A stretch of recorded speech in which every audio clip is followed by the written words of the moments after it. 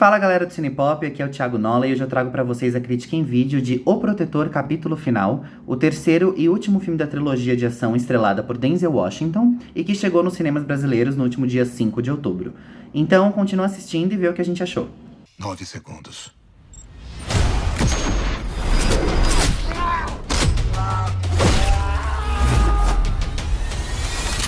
Eu pareço um matador? Nessa última parte da franquia, estrelada pelo icônico Denzel Washington, que a gente sabe que é um dos maiores atores de todos os tempos e que já tem 2 Oscars pra coleção dele, o Robert McCall, que é o personagem que ele interpreta pela última vez nos cinemas, já começa o filme ditando o tom da narrativa, ditando que vai ser regado a ação e regado a muitas mortes, em que ele se infiltra num vinhedo bem escondido na Sicília, que fica na Itália, e ele enfrenta o mestre do crime, Lorenzo Vitali, interpretado pelo Bruno Billotta, que utiliza aquele lugar para poder lavar dinheiro para fazer o tráfico de drogas. A sequência parece meio desconectada do filme a princípio, mas ela tem tudo a ver com o que acontece com o Robert e o que acontece para poder finalizar esse arco dele. E vale comentar que essa primeira sequência é muito bem coreografada e instiga a gente para ver o que vai acontecer depois.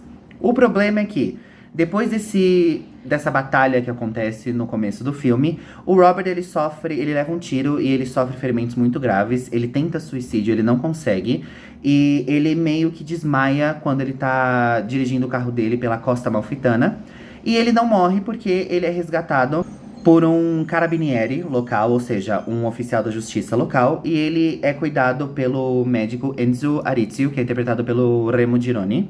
E ele se vê numa cidadezinha bem pitoresca chamada Altamonte, que também fica na Itália, fica lá na Costa Amalfitana. E ele precisa se recuperar se ele quiser continuar a vida dele. O primeiro ato do filme, com exceção da sequência inicial, demora um pouco pra desenrolar e pra apresentar todas as subtramas que vão acontecer. Mas é interessante ver o Robert cuidando dele mesmo e tirando um tempo pra poder respirar e pra conhecer as pessoas dessa cidade que acabam mexendo com o coração dele e indicam que ele finalmente conseguiu encontrar a paz que ele tanto queria. Porque nos outros 2 filmes a gente viu que isso não é uma coisa muito recorrente na vida dele. Então é bem interessante ver o Robert sob uma nova ótica. E esse é um dos principais pontos altos do filme, junto com a interpretação do Washington, o que não é nenhuma surpresa, mas é sempre bom comentar.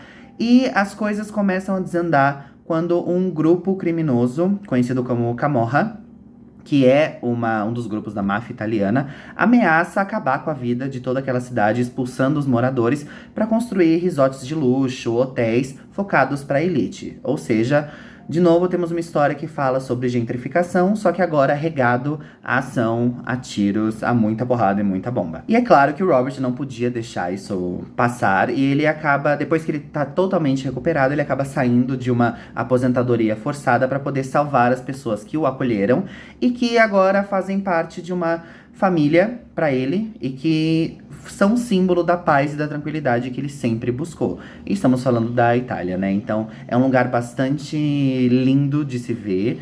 E o problema é que o filme, ele tem ideias muito boas, ele tem um elenco muito bom, só que as tramas, não a trama principal, mas as subtramas, elas ficam um pouco escondidas porque tem muitas fórmulas no filme que tentam ser escondidas e varridas para baixo do tapete por conta das performances.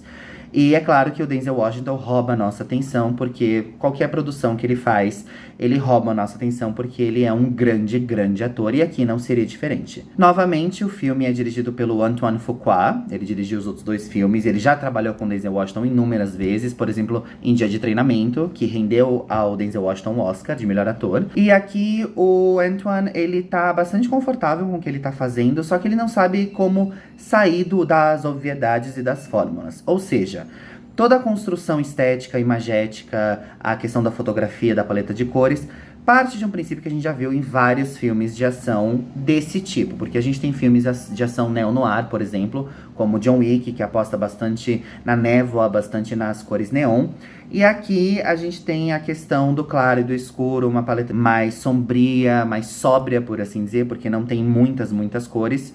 Só que quando ele vai mostrar a Altamonte, que é a cidade onde se passa o filme, como eu já falei, ele preza por uma uma visão meio panorâmica, meio panfletária, como se ele estivesse vendendo um pacote turístico. Então, isso é uma coisa que quebra muito a atmosfera do filme. E tem muitas cenas em que o Robert simplesmente está andando pelas escadarias da cidade.